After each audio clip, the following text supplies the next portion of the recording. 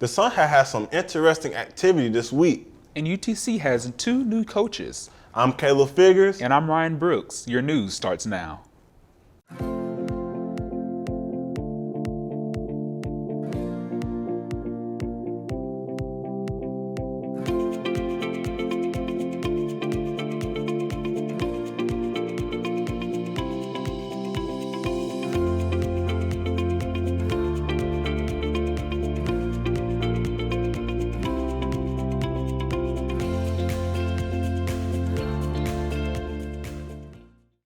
Campus police are investigating reports of burglary at the University Center.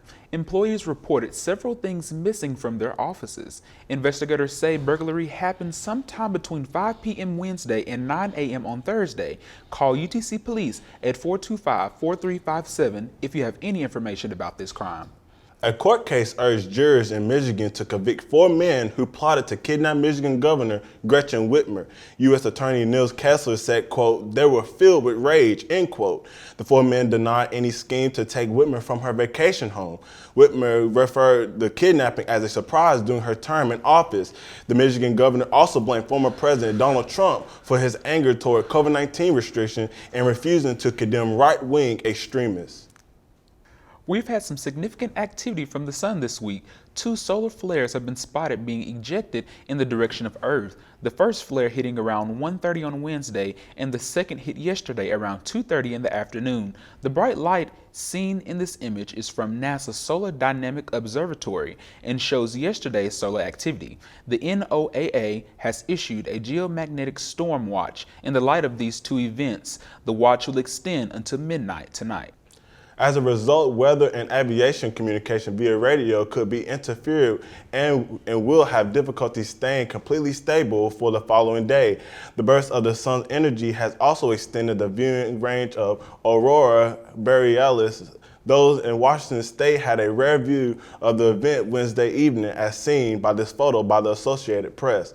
As the sun continues the 11-year solar cycle, the frequency of activity should peak in 2025.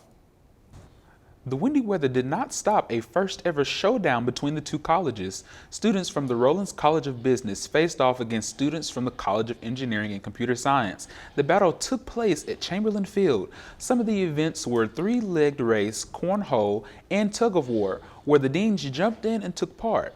Here's where they announced the winner. The winner is, for the first annual competition, the Gary Rollins College.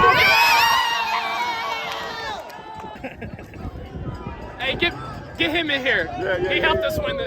Here, you hold the trophy, man. Hold the trophy. Absolutely. Let me slide in. Oh, yeah. Let's go. With the food. Here, you get right beside the trophy. Afterwards, everyone enjoyed barbecue with all of the sides, including mac and cheese.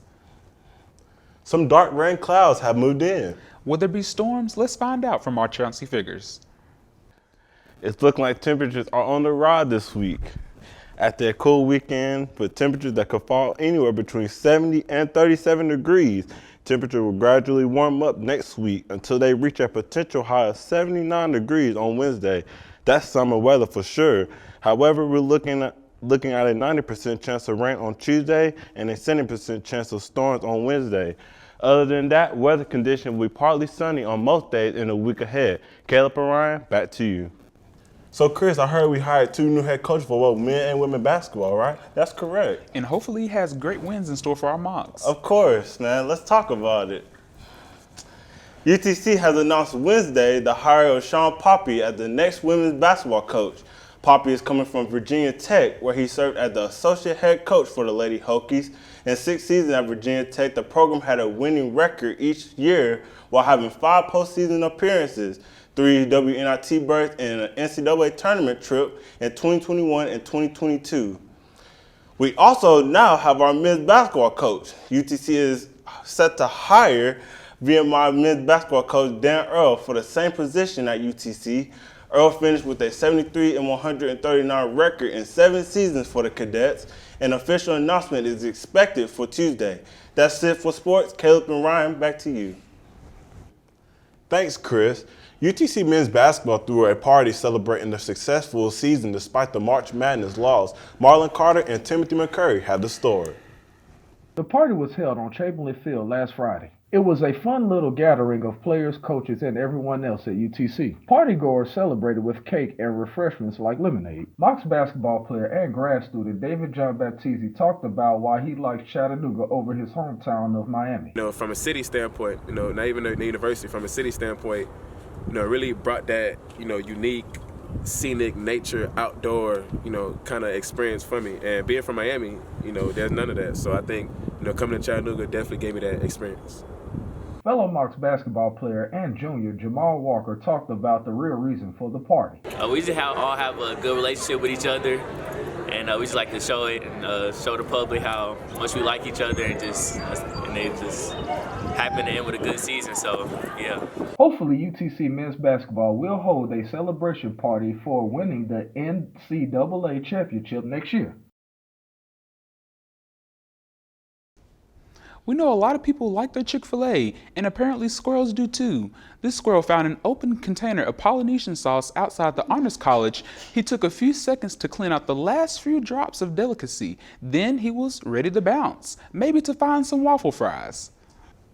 That's this edition of Mocs News. Thanks for joining us. Be sure to keep up with us on our Facebook page. We are also on Twitter and YouTube. Have a good weekend.